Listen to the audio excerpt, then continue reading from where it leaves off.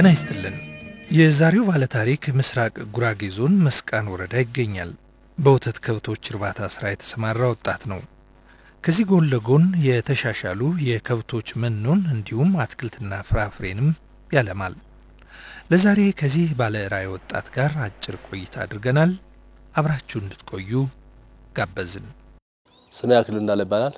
አሁን የምትገኙት መስቃን ወረዳ በምስራቅ ጉራጌ ዞን ልምጭ በቅቸው የምትባል ቀበሌ ውስጥ እንገኛለን። በ1997 ስራውን ጀመርኩት። አሁን ድረስን በላይ ደርሰናል። ስራው ቆንጆ ነው። ሀገር በቀል ከአበሻ ነው ጀመርኩት። ያዳቃይን በመጠቀም ነው። ከዝቅተኛ ኢኮኖሚ ላይ በታደር ቤተሰብ ላይ ነው የተፈጠርኩት። የአበሻ ሀገር በቀሉን ከብት በመጠቀም የመጀመሪያ 50% ሴት ልጅ ማግኘት፣ እሷን በማሻል 75 ያረኩ 80.2 እንዲያረኩ ያሻልኩ ነው አሁን ደረስኩበት። ኦልሞስት ተሻለ ከ95% በላይ የሆኑ የደም መጠን ያላቸው ከብቶች ዝርያ ላይ ደርሻለሁ።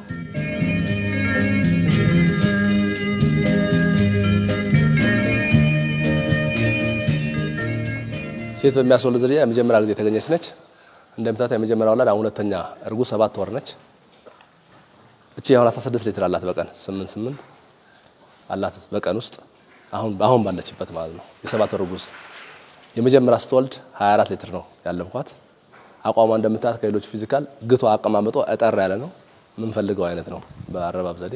እነዚህ የምታያቸው መደዳ በሙሉ ሴት በማስወለድ የተሰጡ ናቸው ሁሉም። እኔ ከዛ ውጭ አልጠቀምም። ሴት የሚያስወልድ የሚመላለስ ዘር ከሆነ ብቻ ነው መደበኛ ዘር የማሰጠው። ከዛ ባሻገር 85 ከመቶ 90 ከመቶ ሴት የሚያስወልደው ነው የምጠቀመው።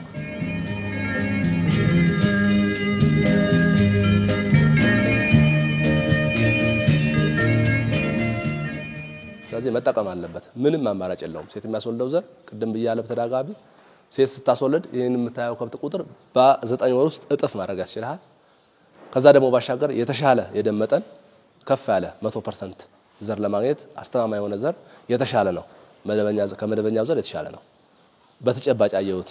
እነዚህ የምታያቸው አሁን የ8 ወር 10 ወር የ1 ዓመት ከምናምን አሉ የተጠቁ አሉ። አሁን የ17 ወር አሁን 2 ወራቸው የተጠቁ 5 ጊደሮች አሉ። ያው እዛ ታያለ መጨረሻ አካባቢ ላይ የተሻለ ነገር በተጨባጭ ዳስሻየሁበት ነው። ዘንድሮ ብቻ 15 ከብት ሽጫለሁ በዚህ ዓመት ውስጥ። በህይወቴ 15 ከብት 10 ከብት ሽጬ አላውቅም። ሴት ማስወለድ ዘር ከመጣ በኋላ እጥፍ ሲሆን ጊደሮችን ያስቀር ላሞችን ጨምረህ ትሸጣለህ። አንደኛ እኔ ካለኝ መሬት አንፃር አዛባ ማስወገድበት የሆነ ነገር እነዛ ነገሮች ሴቭ አድርጌ ነው የምሰራው። ብዙ ጊዜ እኔ ከ30 ከብት ከጥጃ ከ25 ከብት ማለፍ ስለሌለበት ማክሲመም ከ36 ከብት በላይ አይዝም ፋርሜን።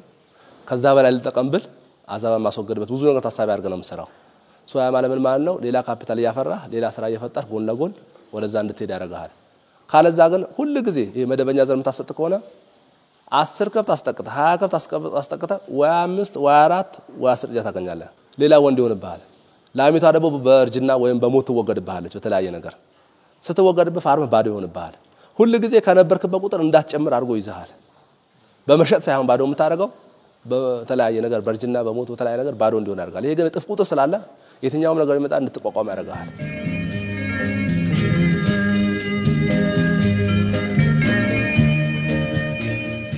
አሁን ሺያቸው ከፍ ብሏል። ከ300 ሺህ ከ250 ሺህ ከ300 ሺህ ነው የምንሸጠው እኛ።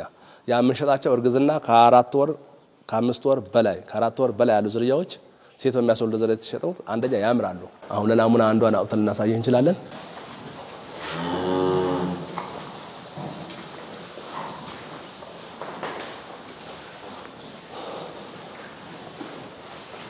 ልክ እርግዝናዎች 2 ወር ነች የተጠቃቸው ሴት የሚያስወልድ ዘር ተሰጣች ነው። እነዚህ በሙሉ እነሱ ናቸው። ግን እድሜያቸው ከፍ ሲል እንደዚህ ያማሩ ይሄዳሉ። ፊዚካላቸው ያማረ ይሄዳል። እነዚህ በሙሉ እነሱ ናቸው። አሁን እቺ ነው ለምሳሌ ሽጫታለሁ ቀብለ ተቀብዬባታለሁ። ሴት በሚያስወልድ ተወለደች ነች። የዚች እናት ኦልሬዲ ተሽጣለች። የእንግሊዝ ከብት የቀያዮቹ ነበሩ አይደለም። ከነዛ ከብቶች ተዳቅላ የመጣች ነች። አሁን ኦልሬዲ 5 ወር እርጉዝ ነች። በውድ ነው ሸኳት 250 ቢሸጣት 5ኛ ወራው ገና አልሞላም እርግዝናዋ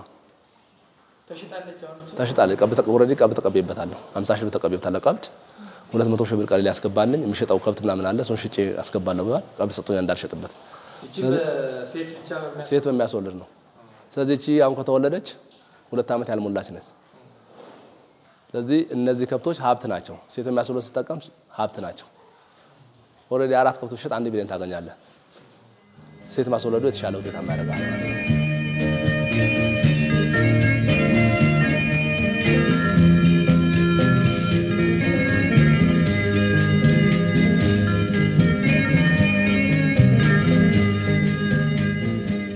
ከእናቷ ሆድ ጀምሮ ነው እንክብካቤ ማድረግላት ያየውን እድገት ለማግኘት።